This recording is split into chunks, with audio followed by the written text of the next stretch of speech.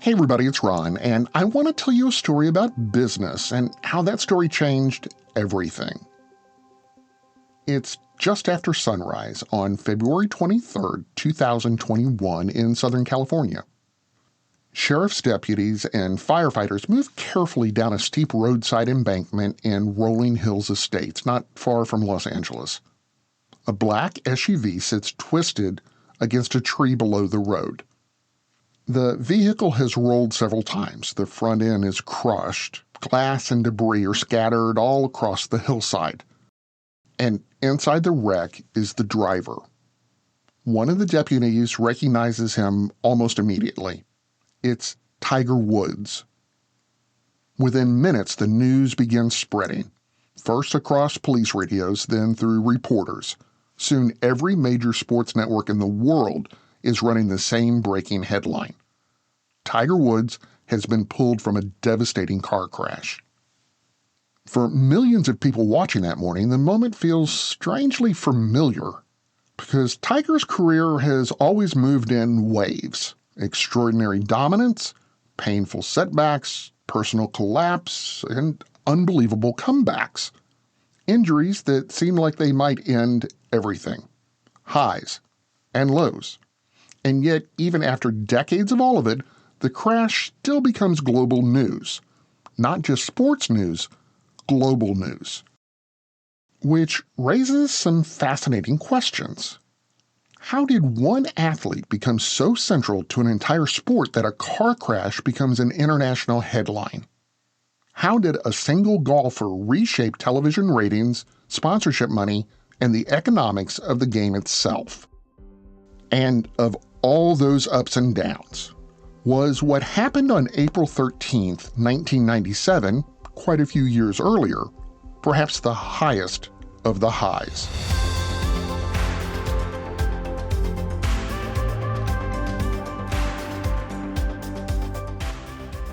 From Business Basics, I'm Ron Trucks, and this is Business History, the daily podcast where we explain stories that changed business forever. Every date on the calendar has a story where business reshaped the world. Today, April 13th, that story takes us to 1997, the day Tiger Woods changed the business of golf. Long before crowds were chanting his name, Tiger Woods was already famous. Not in the way most athletes become famous, not after a championship and not after years on a professional tour. Tiger Woods first appeared on national television when he was 2 years old.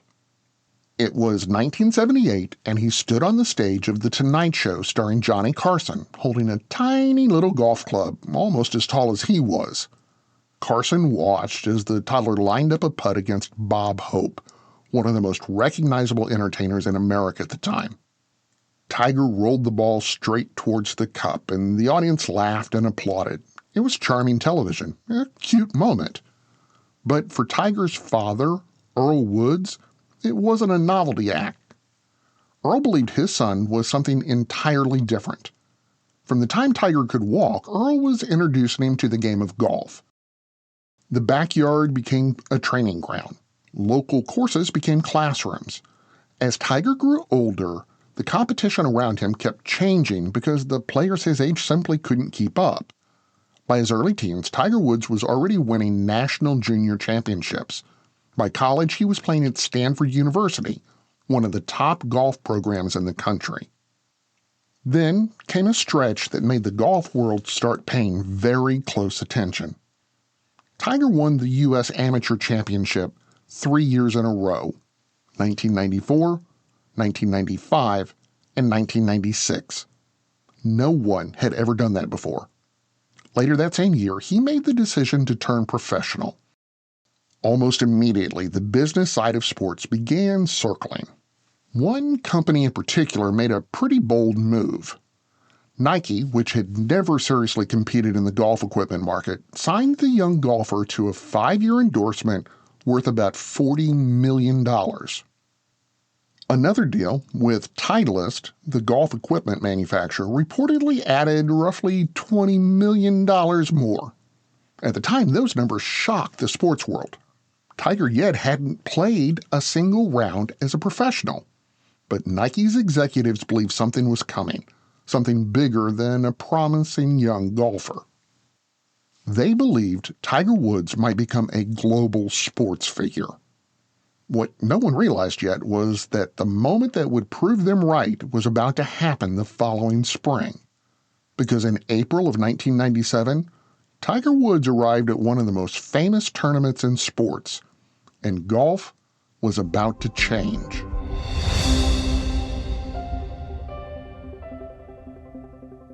As veterans, we're no strangers to helping others. That's what we were taught, service before self. But we do have one question for the veterans listening. When was the last time you reached out for help? If you or someone you know needs resources, whether it's for stress, finances, employment, or mental health, don't wait. Reach out. Find more information at va.gov/reach. That's va.gov/reach. Brought to you by the United States Department of Veterans Affairs and the Ad Council.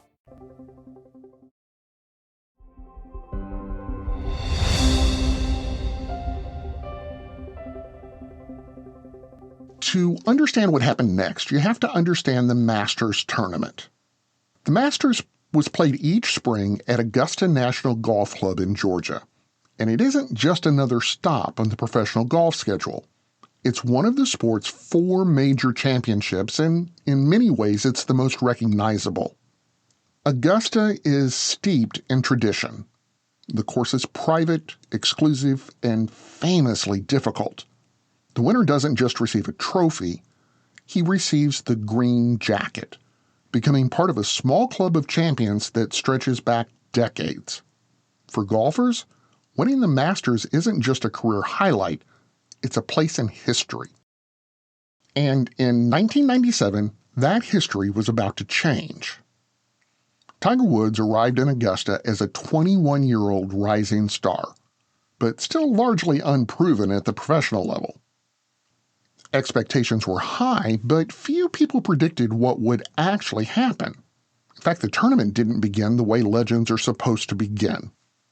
On Thursday afternoon, Tiger stepped onto the first tee and struggled early from the very beginning.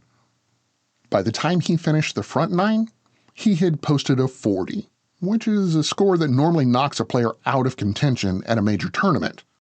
But something shifted on the back 9. Tiger found his rhythm.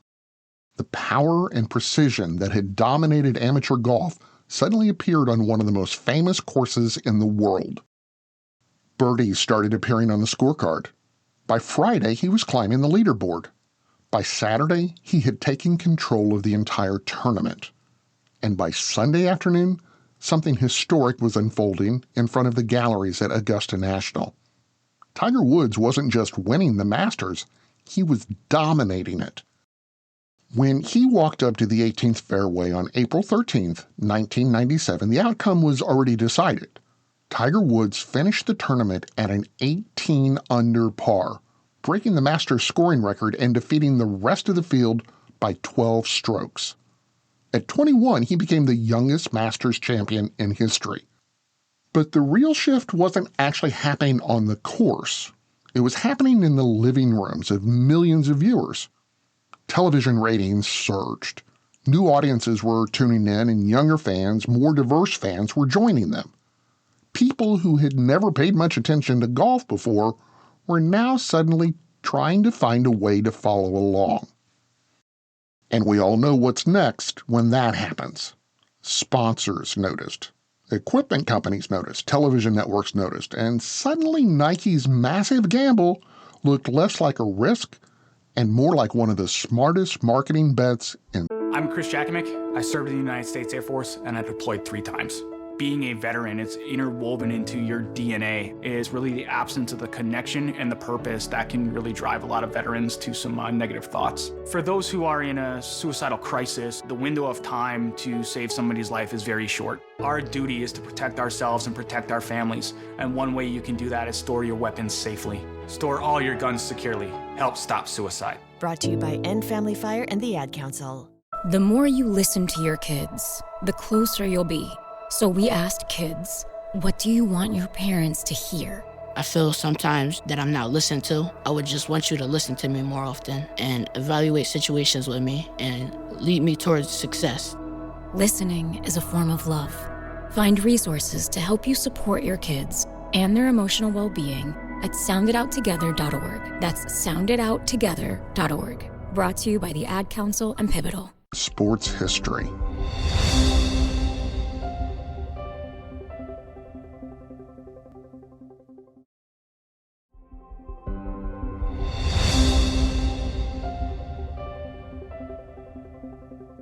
Now, if April 13th, 1997, when Tigers put that green jacket on for the first time, was the highest high, the years that followed would prove something else about Tiger Woods. Great careers rarely move in straight lines. For a while, though, it looked like it almost might. After the Masters win, Tiger didn't just become the most recognizable golfer in the world, he became one of the most recognizable athletes on the planet. Television ratings for golf tournaments continued to climb, and prize purses across the PGA Tour started rising. Equipment companies raced to sign new players, and sponsors poured more money into a sport that suddenly had a global star. That ripple effect inside the golf industry would eventually earn a nickname, the Tiger Effect. Courses saw attendance rise, and television deals grew larger. And endorsement money followed Tiger everywhere he went. At the peak in the early 2000s, Tiger Woods was estimated at earning around $100 million per year in sponsorship alone, with companies like Nike, Buick, Gatorade, and American Express. They were building campaigns completely around him. In 2010, it was estimated that he was the first athlete to top $1 billion in career earnings. And on the course, he kept winning. Major championships, tour victories, historic performances that made it seem, at least for a while, as if he might chase down the greatest records in the history of the sport. But if golf teaches anything, it's that momentum can change with a single swing. In 2009, Tiger's carefully controlled public image collapsed under a wave of personal scandals that cost him multiple sponsorships and forced him away from the game for months. Then came the injuries, surgeries, long stretches where the dominance that once looked unstoppable suddenly seemed very fragile. Years later, another moment would bring Tiger Woods back into the headlines for an entirely different reason. And that's where we started. In 2021, he was seriously injured in a single-car crash in California.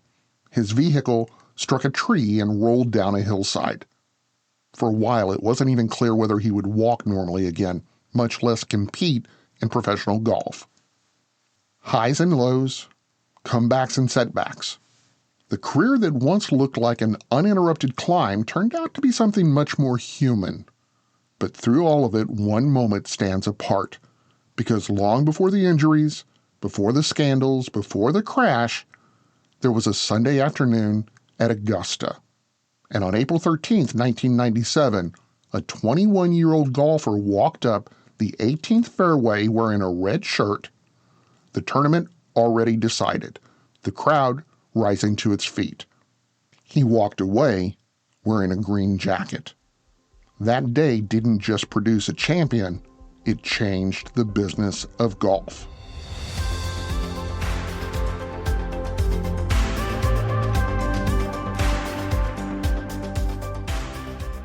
I'm Ron Trucks, and this is Business History, the podcast that finds the turning points behind the headlines. To hear more stories like this, follow us on Apple Podcasts, Spotify, YouTube, or wherever you listen. And if you're enjoying the stories, please don't forget to subscribe and leave a quick review. It helps more people find the story behind the business. And if you want to actually understand business clearly and simply, start by visiting us at businessdailypodcast.com.